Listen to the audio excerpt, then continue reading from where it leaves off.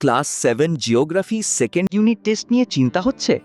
কোন প্রশ্নগুলো পড়লে পরীক্ষায় ভালো নম্বর পাওয়ার সম্ভাবনা সবচেয়ে বেশি? আজকের এই ভিডিওতে আমি চ্যাপ্টার অনুযায়ী সাজিয়ে দেখিয়ে দেব সবচেয়ে গুরুত্বপূর্ণ প্রশ্নগুলো। আর যেসব প্রশ্নের পাশে ভিভিআই লেখা রয়েছে সেগুলো অবশ্যই আগে প্রস্তুত করবে। তাহলে আর দেরি না করে শুরু করা যাক। প্রথমে আসি ভূমিরূপ অধ্যায়। এই অধ্যায় থেকে 2 ও 3 নম্বরের জন্য সবচেয়ে গুরুত্বপূর্ণ প্রশ্নগুলো হলো: ভঙ্গিল পর্বত কাকে বলে, উদাহরণ ও বৈশিষ্ট্য সহ লেখো। স্তূপ পর্বত কাকে বলে, উদাহরণ ও বৈশিষ্ট্য সহ লেখো। আগ্নেয় পর্বত কাকে বলে, উদাহরণ ও বৈশিষ্ট্য সহ লেখো। পর্বত বেষ্টিত মালভূমি কাকে বলে, মালভূমিকে টেবিল ল্যান্ড বলা হয় কেন, পামির মালভূমিকে পৃথিবীর ছাদ বলা হয় কেন, লোয়েস সমভূমি কাকে বলে, মহাদেশীয় মালভূমি কাকে বলে। পার্থক্য ভিত্তিক প্রশ্নও খুব গুরুত্বপূর্ণ। পর্বত বেষ্টিত মালভূমি ও লাভা মালভূমির পার্থক্য, স্তূপ পর্বত ও আগ্নেয় পর্বতের পার্থক্য।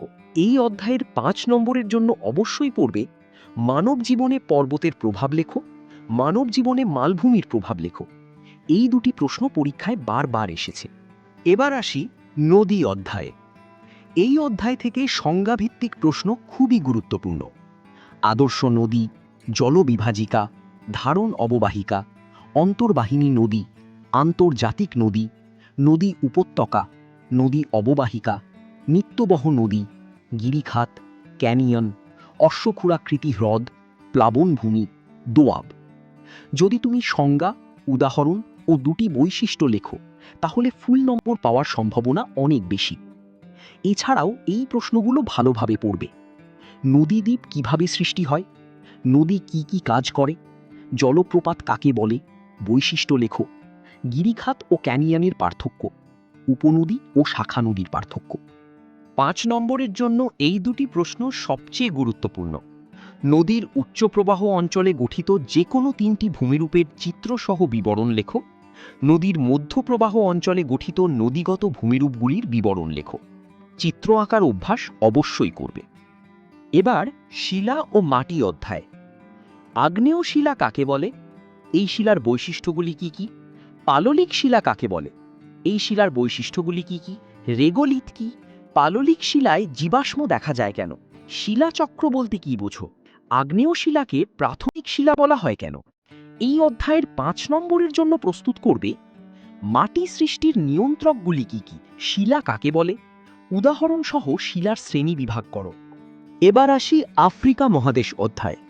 আফ্রিকা মহাদেশকে অন্ধকারাচ্ছন্ন মহাদেশ বলা হয় কেন? মিশরকে নীল নদের দান হয় কেন? বহুমুখী নদী পরিকল্পনা কাকে বলে, এর উদ্দেশ্যগুলি লেখো।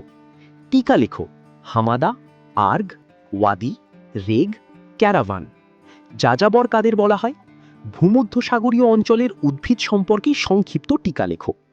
আফ্রিকার নিরক্ষীয় চিরসবুজ অরণ্যের সম্পর্কে আলোচনা করো। 5 নম্বরের জন্য এই দুটি প্রশ্ন খুবই গুরুত্বপূর্ণ।